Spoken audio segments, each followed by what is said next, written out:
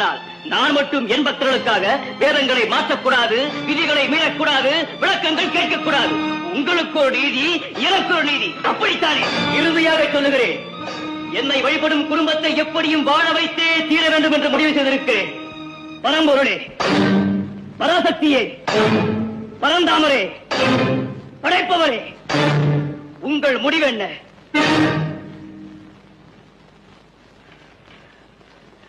பொறுமையோடு பேசி வாங்க வேண்டியதை போராடி வாங்கும் நிலைக்கு என்னை ஆளாக்கி விடாதீர்கள். சொல்லுங்கள், சொல்லுங்கள், சொல்லுங்கள்.